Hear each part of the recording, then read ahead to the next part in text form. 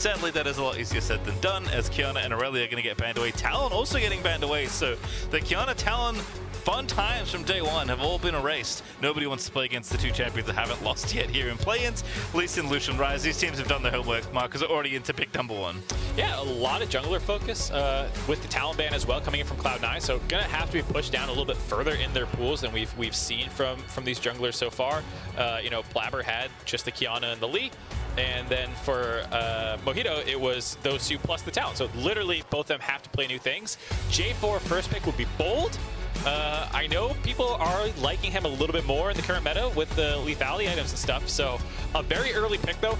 So many junglers in pro play will talk your ear off about how much they hate playing Jarvan. Because there's so many champions that just make his life miserable, stunning him out of his EQ combo, flaying him out of it. There's all these things, even mobility, you know, being able to hop out of his ult damage and stuff like that. Like, so many of those things make it annoying to play, and one of the reasons it's often not first picked even when it's strong. But with how many bans there are, Cloud9 want to reach for it. It also might not be Barber's champion.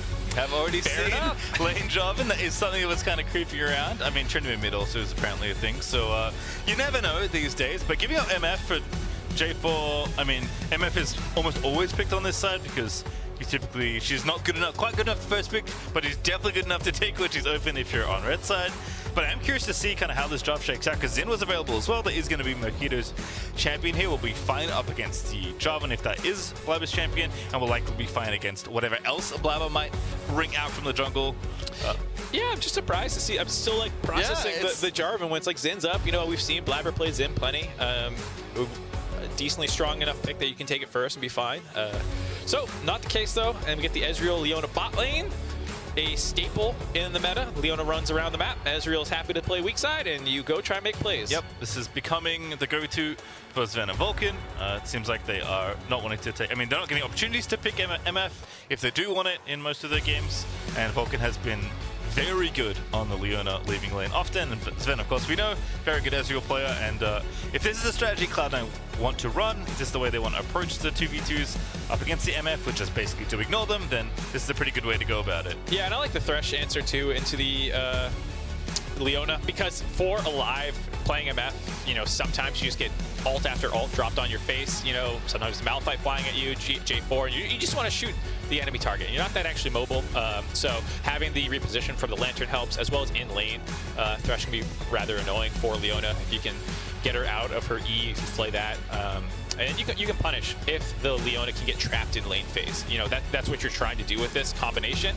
It's less about 100% all-ins and more about controlling the lane phase with your double range matchup. Yep, so no move MF this time, but I do like this combination a bit better for all the reasons respect you Malphite, man!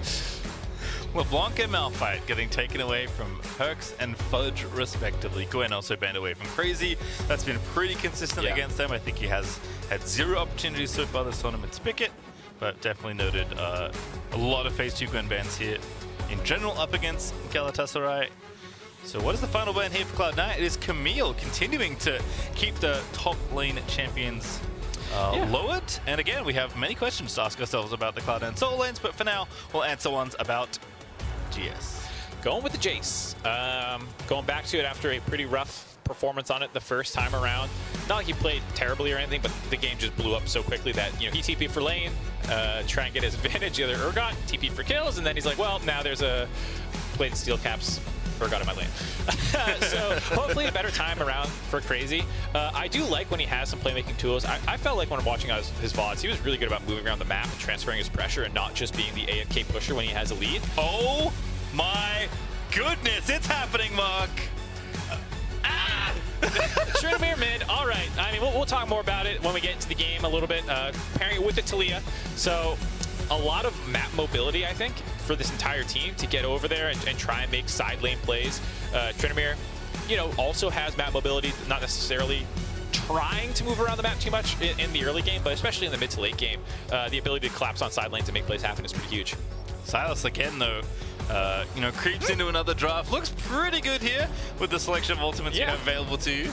I like it. I mean, I haven't seen the Talia alt, or, not, excuse me, Talia, the Trinity alt interaction with the Sylas, but I assume it's just going to be hilarious to watch an unkillable Sylas flinging his chains around. So, but Lulu, like you said, has the ability to have a huge impact in this game.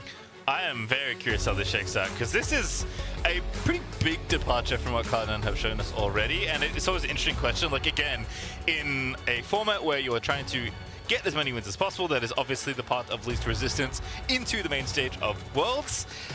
You value consistency, and I'm not saying Trinity Mid's inconsistent, but when you've shown like a pretty similar look across your games, departing from that is very interesting to me. But perhaps you're trying to throw your opponent off guard, right? That's the trade-off, is like, do I think they're less practiced against this and we're good enough at it to beat them, or do I just want to play the stuff I know we know because we can outskill them? Yeah, I'm also wondering how much is, like, there's a lot of things to consider. Yes. Is it them trying to flex and show champion pools out there feeling pretty good at the 2-0 position? Was it something they saw in the draft where, like, okay, there's not a ton of lockdown CC yet, and then, you know, if the support's not going to bring the CC and they have Xin, you know, like, there's not really much else that's going to be bringing it probably, and so they felt like they could take it there, especially after seeing the Jace. Maybe they'd seen enough of what they wanted to see whenever they're going to lock in the Tryndamere that they decided this was the time to go for it. And, you know, Talia's kind of a cool one. It's been nice to see her rotating back into the meta. I love that every change they make to try and make her a better mid laner, and she just always pops up back in the jungle. But Blabber, this is a champion he is very well practiced on, so this could be quite a spicy invade here. Balulu is under the gun. Yeah, the fact that they... Oh, it's come early. Balulu forced to flash away. That was quite the high octave you hit there, man. Yeah, that was a nice invade. They didn't have anyone marking mid because they had their bot lane actually in bot going for the river, or the ward in lane, and so that allows C9 to sneak in unseen, and they get the free flash out of Balulu. Not how you want to start the game for him. That said, and this is my problem with Tryndamere. I was on Hotline League last night ranting about not wanting to cast Tryndamere, and I almost made it through the day, and I didn't get there. Now, we did get not the triple reju bead start from the Tryndamere, which is where I normally hate it even more. There's so many champions throughout League of Legends history that have just been the most uninteractive garbage mid laners. 13-pot Katarina, 13-pot Mordecai as you go back in the day, and this just like gives me flashbacks to those where I'm like, wow, you just took a lane off the map for me to cast. There's nothing to say here. Yeah. A little bit more interactive with the D-Shield start and the double melee matchup maybe, and maybe we can see some more action there, especially with the flash blow now. I will say, very on brand for Perks. I believe that is King Tryndamere. As far as Lane Kingdom, go, here we go. Which is, yeah, very on brand for Perks, which you love to see. Mahito, though, starting on the blue side. Oh my goodness, it's already happening. In the bottom side, Zergsting is in trouble once again. Does get ignited, but there is no additional pressure, although looked close. Man, Sven just threading the needle on that shot, poking Zergsting a little bit lower. I actually thought that trade was okay with the biscuits that he had, being able to heal up, and trading ignites reduces some of the all-in threat, so you can actually harass a little bit harder with the double range matchup. But Sven landing that last Q actually gives such an advantage in HP bars that it's just like lane phase. Over now. We talked about trying, not totally over, but in terms of trying to lock down the Leona, like, get ready to see some map movement probably. And it feels really good for Ezreal once you get the push, because it's easier to continue hitting your skill shots without as many minions in the way. Yeah, definitely want to try and permalock your opponent under the tower as Perks is just taking away the mini Raptor. When I talked about those annoying champions like 13-pop Mordekaiser and stuff, they start stealing people's chickens and stuff. Like, man, Perks is starting that stuff early on. Level 3 already, got the lane pushing in. I mean, Tryndamere kind of plays the same in just about any lane.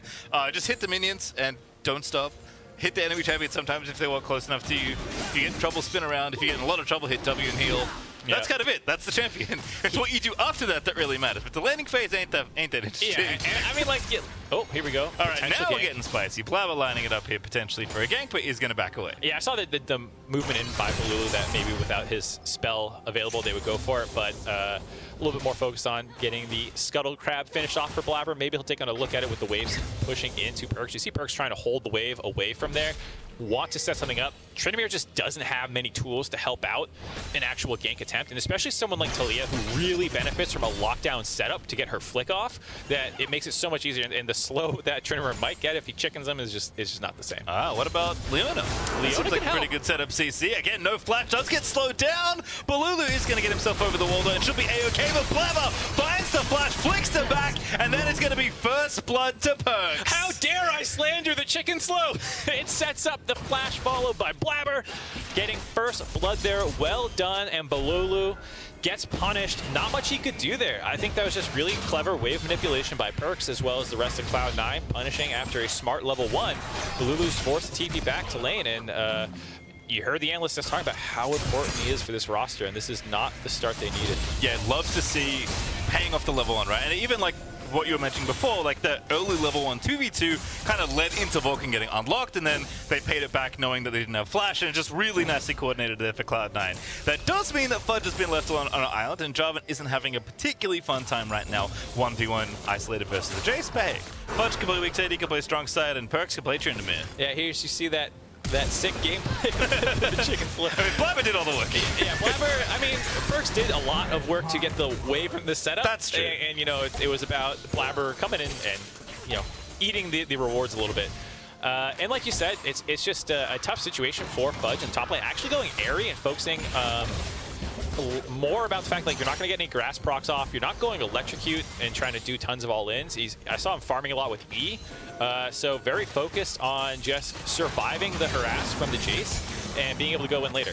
Nice play there out of Zergsting, but Sven following up that Zenith Blade with a free W. Getting a little bit of damage down, but Vulcan taking some in return. Not too bad at the end of it all, but does seem like Vulcan is still calibrated well. Sven, there is a little bit down on CS. Vulcan leaving does, again, isolate the Ezreal in the 2v1, so Sven is probably expected to lose in some farm here. Going to try and catch some back here as, again, Zergsting continues to be a magnet for these Mystic shots. Yeah, I mean, Sven's Ezreal's looking really good right now through this game. And you saw that play interaction like I was talking about why you often like the Thresh into Leona. And they'll probably keep the CS lead now that the bot lane has stabilized. You know, summoners are coming back up. The flash will be up for Zergsting soon. They already have the ignites. As hold on, Vulcan in there, does have ignite again. Aftershock's gonna proc, Q's gonna get dodged. Everything's A-okay, but no all-in there for Cloud9. Blabber is here in the area, but of course Mojito is down here as well, covering for the team.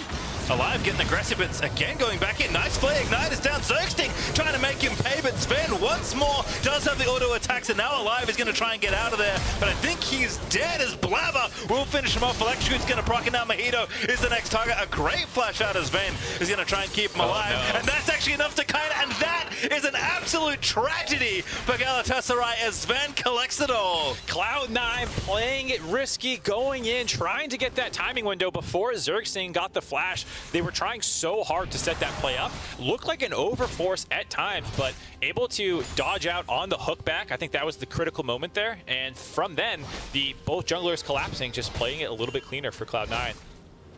And we return to Perks, farming in mid lane. Again, this is the Tryndamere lane state. Yeah. I mean, when you're not trying to set up for a gank when your opponent has flash, doesn't have flash, excuse me, you hit the minions until they die. And he did a good job, you know, shadowing like he might roam down here. So this is after Leona already lost her flash on the first attempt. And you see how risky it is here. You know, at this point, they're already in a decent spot with Blabber getting there first. They get the easy kill onto Zergsting, and then Vulcan does a good job staying in the main wave, making it a little bit difficult for Mojito to find a way in, and giving it a lane for Sven to land some of these Mystic shots. And then once the flash comes through and Mojito has no way to follow up, it's just too easy. I don't know if there's a miscommunication that Sven didn't have flash or he wasn't sure, but going for that, you know, was just trying to make the best of a bad situation, and you see how happy the Cloud9 staff are. I love, they're all obviously through. That was such a nice play out of Sven. Vincent's especially that manager was choice, so I think he's going to get memed into oblivion, at least by the C9 social media stuff, as Blabber is just making it sing in every possible lane. Fudge down in CS, but calls the jungler for an easy one. Cloud9 are rolling today, looking really good. Get another gank off up on the top side. This is what the J4 was picked for. You survive the lane phase as best you can. At 6, the Taliyah comes flying in out of nowhere, and you have to land the kill. It's a more difficult gank to pull off than you'd think. Crazy didn't actually end up flashing anything, so I think he just accepted he was dead to rights at that point. And a nice setup by Fudge. Yeah, nicely done there, as Rift Herald's going to be the extra ward on top of that gank. Galatasaray trying to trade some back, though. Finally have an overload here in the bottom side of the map, as the jungler's actually maybe going to look for more here, but Sven, very nice scouting maneuver there with the True Shot Barrage, is going to see them. Again, they know Blabber's top, so they want to try and punish, but Sven sniffs that out and shuts it down immediately. Yeah, well done by Galatasaray, grabbing the one thing that they can on the map, which is that red buff. a little bit of a consolation prize, but still not feeling great. 5-0, already a 2,000 gold advantage in Cloud9's favor. Mahito, though, going to grab that Scuttle Crab, and that's going to be the Dragon take here. Cloud9 probably knew they were giving this up for this trade, so they won't be too upset, but at least doing, making the trades you have to make when you're a little bit behind here. 2,000 gold or so up for Cloud9. Going to go ahead and take that Dragon, though, for themselves and maybe start that ball rolling, but it's looking tough here. Blabber, I mean, Sven's outplay on the bottom side has set him up beautifully, but Blabber quietly is starting to be everywhere, and that is a bad time against Talia. I mean, this is when Blabber shines the most, is once he gets leads in games, he's so good about being aggressive and snowballing those. That's why Olaf is one of his best champions, is because Olaf is a bit of a stat stick, and when he gets ahead, he just crushes you. And here he is in this game, getting ahead, and Talia can blow people up. So we'll have to see if he can keep snowballing this lead. And Perks of Note is level 8. You mentioned the ulti interaction. We might get to find out in a moment, but potentially could set up a dive in another lane. I don't think you want to dive the Silas with the stolen Tryndamere ulti, but maybe I'm wrong.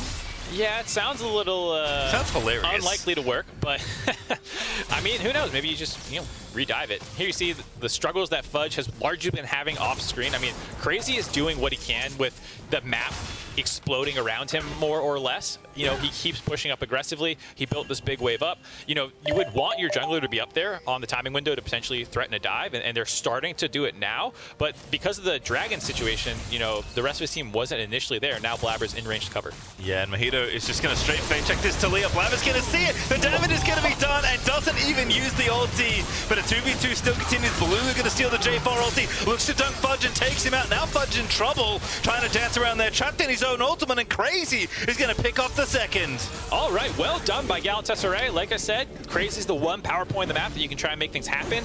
Balulu does have to sacrifice his mid wave and kind of make that play without priority, but you got to do something to throw C9 off their game plan right now, and getting that kill is exactly what you need to do. Perk spinning away, does respect the potential follow through here. Also notes that Alive and Zergsting are missing, so doesn't want to commit to any sort of 1v1, which I think he'd be okay in, but it's obviously not going to be a 1v1 for very long. It is nice though to see Galatasaray recognizing where they can go. Slow connects there, Vulcan flashes in instantly. Sven's going to pick up a sitter and takes down the Misfortune, but out on the wrong side of the rift. Going to have to dance his way out into his coffin perhaps as Mahito flashes over the wall. Sven though is going to flash out of the way. The Rift Herald's been summoned and Sven is still out of there, trying to make it happen. Jarkin shifts onto the blast going, and my goodness, he's done it. Gives him a thumbs up on the exit out. Blabber sets up the wall to make sure he's safe, and Cloud9 can seemingly do no wrong. Sven is on fire. Yeah, Sven and Vulcan looking good. This is the struggle we were talking about for Alive, playing MF into the Leona lane. You try and drop your ult for wave clear, and that's just the clear go sign for them to jump on top of you.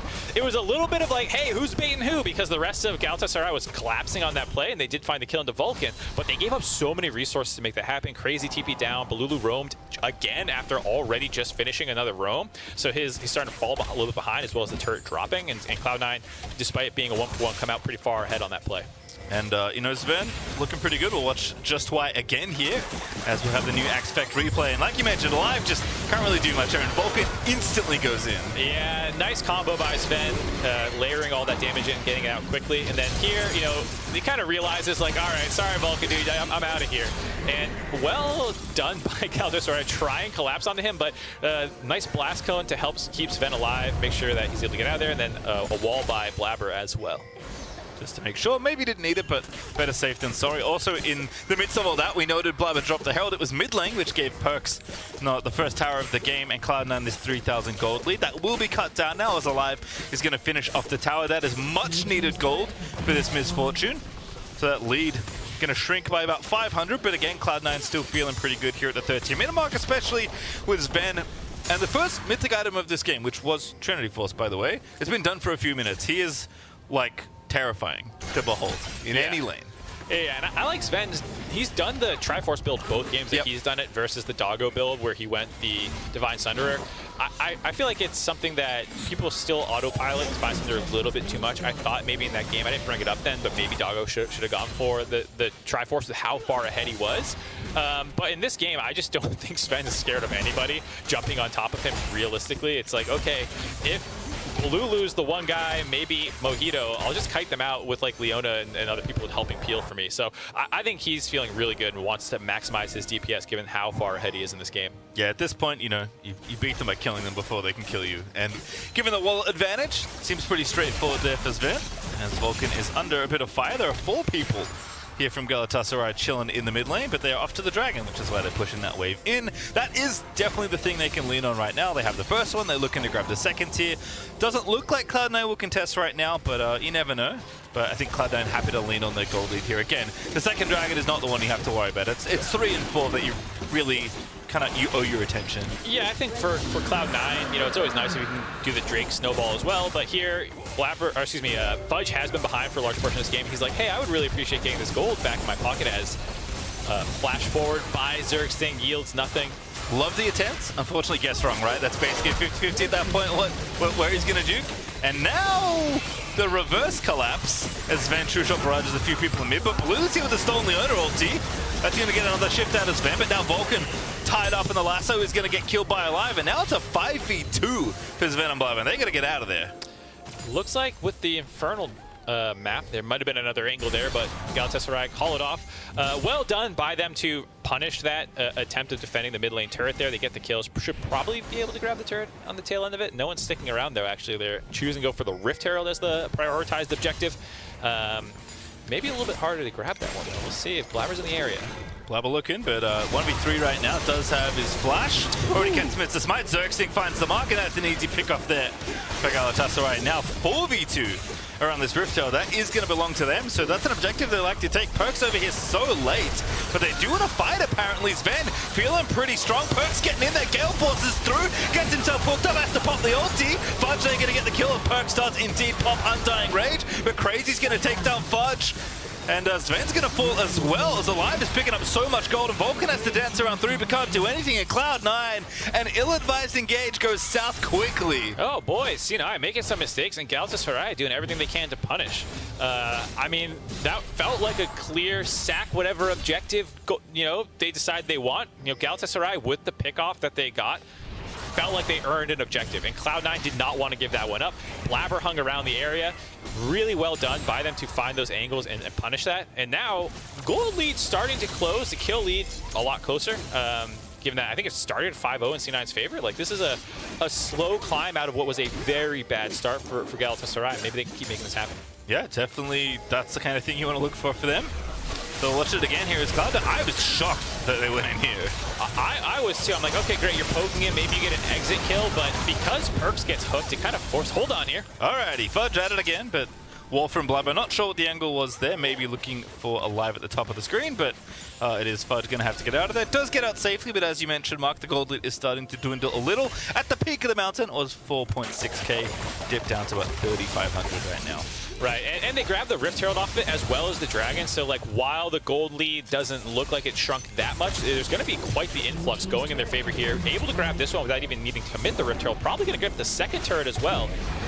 In the meantime, C9 is just saying split push mode with Perks up in the top lane on Tryndamere, but this is all still great trades for Galatasaray. Well done, capitalizing on what was a mistake by Cloud9. Yeah, and I think even without TP, this is kind of Tryndamere plan A in a lot of ways. I said that his landing phase wasn't very interesting. He just runs around hitting minions and then that's it, and then it gets more interesting later.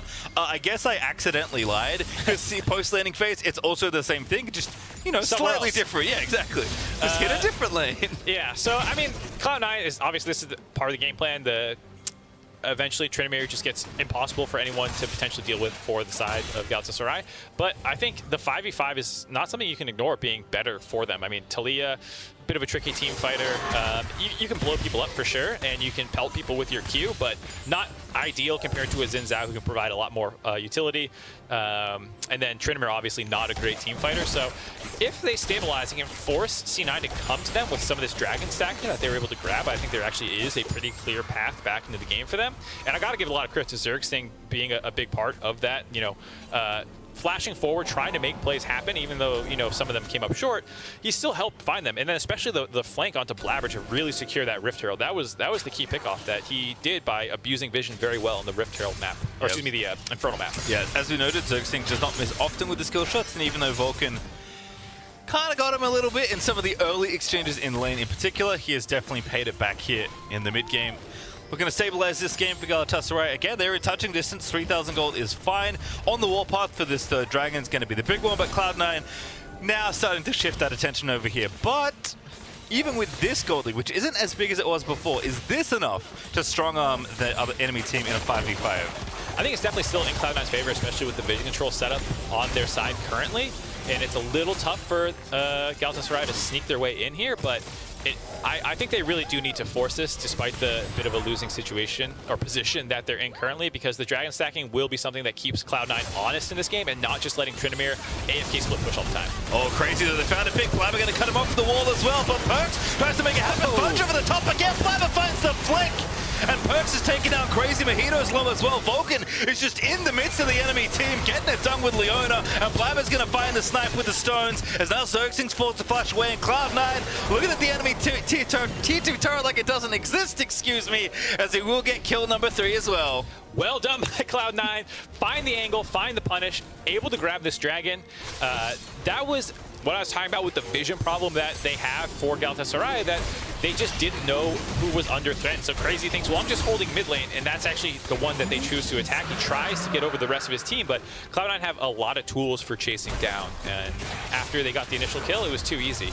You can see here, he's like, all right, well, they're probably messing around the river. He doesn't expect them to be in the brush ready to go over the wall. And even after he flashes towards his team, again, more follow-up from J Ford. Easy kill there. Mojito tried to save him, ends up in a bad position. He's trying to flash forward, find his way out of there, but at this point, it's just all chase down sequence for Cloud9. Grab the dragon on the back end of it. Yeah, this is something that this team does very well. Like, Tryndamere and Intro are awesome at chasing people down. And even Blabber's just getting in there, trying to see if he can find the final few rocks. Doesn't get the 4th kill, but hey, they'll take 3 there. Stopping that dragon snowball. They take that that infernal dragon for themselves, excuse me. And now Perks at it again. And Balulu's getting chopped to bits. And oh, we're going to get to see it. Battling ultis here, unfortunately. Wait. He didn't pop off. Wait a second. Perks, what happened? Silas is always a better version of the champion you're playing. We saw earlier in the day where Perks was a better Amumu, and now here, Balulu's a better Tryndamere than Perks. I was gonna say, the difference maker is the CC that happens after, but apparently not. The difference maker is clicking the R key. Yeah. Tough one. I mean, I struggle to do that all the time. And look, it looks a bit silly, but this is actually turning into a real Baron attempt here for Galatasaray. Yeah, I really like this decision. Grab as much as you can for that pickoff. Alrighty, are we in the steal zone? Are we in the fight zone? We're not in the hook landing zone, unfortunately, for Xerxes, but the bullet time's looking good. Great ulti to out of Vulcan to cancel that, but now Balulu is on the assault once again. Vulcan going to be the target, but Fudge in the backline is getting assaulted there. The stolen J4 ulti looking nice, as Vulcan isn't dead, but that damage might be enough for them to go back, but unfortunately not feeling too healthy. Baron's regen back to full. And Perks is back out on the map, so Galatasaray will back away. Cloud9 dodge a bullet there. I really like the decision by Galatasaray there to force the Baron as hard as they did. Balulu was in a great flanking position, TPing back in there after resetting. And I think they just got caught between doing 2 separate things. Alive's bullet time there was actually really smart, as we'll take a look at this replay first about how Perks gets outskilled here. There's the ult steal. Balulu pops it early. And, I mean, that was relatively telegraphed. I don't feel like the... I can read lips. Oh, I'm trolling. 100%. That's what Perks said.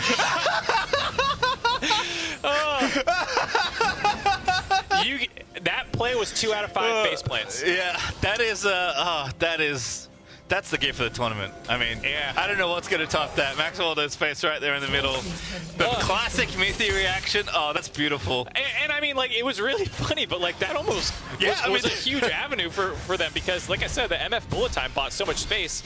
If their turn was a little better, or they just refocused back onto the Baron, they could have 50-50'd that. And if you lose the Baron or you get wiped there, suddenly the gold lead's gone. Yeah, look, it would be a lot less funny if they weren't still 5,000 gold ahead.